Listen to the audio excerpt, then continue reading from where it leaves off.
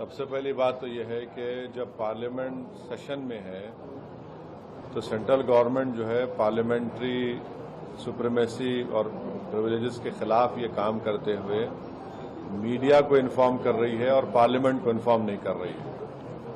Parliament جب چل رہا ہے تو سرکار کا کام یہ کہ امیڈیٹلی آپ پارلیمنٹ کو انفارم کرتے بجائے اس کے کہ آپ نے میڈیا کو لیک کیا۔ اب جو میڈیا نے رپورٹ کیا اس کی بنیاد پر میں یہ کہہ سکتا ہوں کہ یہ جو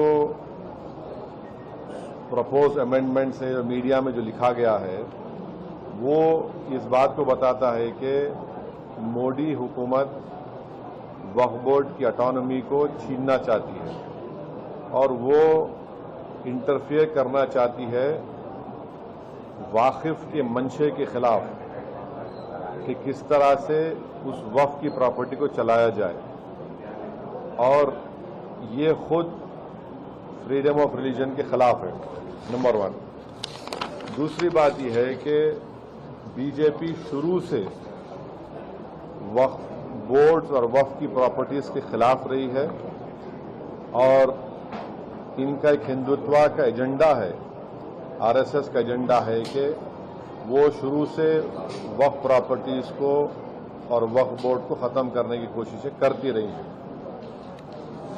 تیسری بات یہ ہے کہ اب جو میڈیا کے رپورٹس کے اوپر میں اپنا یہ ریاکشن دے رہا ہوں کہ ایک بار کسی پراپرٹی کو وقف ڈکلیئر کر دیا گیا تو ہمیشہ وقف رہتا ہے۔ تو وقف ایکٹ جو ہے 54 کا ہے اور 96 کا ہے، جو 96 کے ایکٹ تو 2013 میں امینڈ کیا گیا، وہ سروے کمشنر کو پاورز دیتا ہے اور سروے کمشنر کو اپوائنٹ کون کرتی ہے؟ State government. تو سروے کمشنر وقف پراپرٹیز آئیڈینٹیفائی کرتا، اس کے بعد لسٹ آف وقف پریپیئر ہوتی ہے سروے کمشنر کی طرف سے، اور وہ سروے کمشنر جو اسٹیٹ گورنمنٹ کا اپوائنٹی ہے اس کو اسٹیٹ گورنمنٹ کو بھیجاتا اور state government gazette notification issue کرتی ہے۔ تو گزٹ نوٹیفکیشن خود ایک افیشیل ایکٹ ہے، اور اگر گزٹ نوٹیفکیشن 1 سال تک چیلنج نہیں ہوتی تو وہ فائنل ہو جاتی ہے اور نیچر آف وقف ہو جاتا ہے۔ اس کو یہ لوگ چینج کرنا چاہتے ہیں، یعنی جو پہلے سے وقف ہو چکی ہیں پراپرٹیز اب دوبارہ ان کو اسٹیبلش کرنا پڑے گا کہ یہ وقف ہے، یہ امپاسبلٹی ہے۔ دوسری بات یہ ہے کہ گزٹ کا جو کنکلوسیو نیچر ہے اس کو آپ ڈائلیوٹ کرنا چاہ رہے ہیں۔ مانیے اب کئی لوگ وقف کی پراپرٹیز میں انکروچرز ہے، اللیگل طریقے سے وہاں پر ہے، تو ان کو ایک موقع مل جائے گا کہ وہ وقف پراپرٹیز کو بولیں گے کہ ہماری پراپرٹی وقف کی پراپرٹی نہیں ہے۔ اور کوئی بھی پراپرٹی میں یہ جھگڑے ہوتے کہیں نہ کہیں تو اس کو ایک انکروچرز کو ایک موقع مل جائے گا۔ تیسرا نیوز رپورٹ یہ بولتا ہے کہ امینڈمنٹ ان اسٹیبلشمنٹ اور کمپوزیشن آف وقف بورڈ، تو یہ ایکٹ خود یہ بولتا ہے کہ ہر اسٹیٹ میں ایک وقف بورڈ ہونا چاہیے اور بورڈ رسپانسبل ہوگا اس کے ایڈمنسٹریشن اور مینجمنٹ آف وقف پراپرٹیز کے لیے۔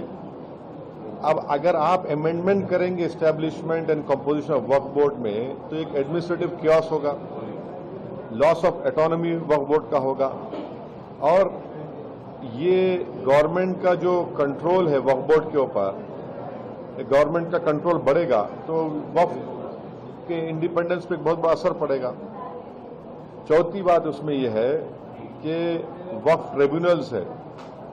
اب یہ جو میڈیا رپورٹ یہ بول رہا ہے کہ گورنمنٹ ان ٹرائیبیونلز کو ڈائلیوٹ کرنا چاہتی ہے، اب یہ ٹرائیبیونلز کے پاورز کو اب ڈائلیوٹ کر دیں گے تو پھر یہ کیسز کا کیا ہوگا؟ ان ایفیکٹو انفورسمنٹ ہوگا۔ پانچویں بات جو میڈیا رپورٹس کے اوپر میں بول رہا ہوں آپ کو، اس میں لکھا گیا کہ اگر کوئی ڈسپیوٹڈ پراپرٹی ہے تو ڈسپیوٹڈ پراپرٹی کا یہ لوگ بولیں گے نہیں پراپرٹی ڈسپیوٹڈ ہے، اس کا سروے ہم کرائیں گے۔ اگر کوئی پراپرٹی ڈسپیوٹ ہے تو اس کا فیصلہ جوڈیشری کرتی، یہاں پر مودی حکومت ڈسپیوٹ کریٹ کرے گی، اس کا سروے کرائیں گے۔ اب سروے ایگزیکٹو کرائے گا یا سی ایم کرائے گا یا بی جے پی کرائے گی، اب ظاہر نتیجہ کیا نکلے گا آپ کو معلوم۔ تو یہ بھی ایک طریقہ ہے اس ڈسپیوٹڈ پراپرٹیز کو ڈسپیوٹ بنانا پہلے، फिर सर्वे कराना उसका और सर्वे में रिपोर्ट लिख देना कि नहीं ये वक्फ नहीं है। ऐसे कई मस्जिद दरगाहें हैं हमारे भारत में जहां पर बीजेपी आरएसएस ये क्लेम करती है कि वो दरगाह और मस्जिद नहीं है। तो जो पावर जुडिशरी का है वो एग्जीक्यूटिव छीनना चाह रहा है उसको।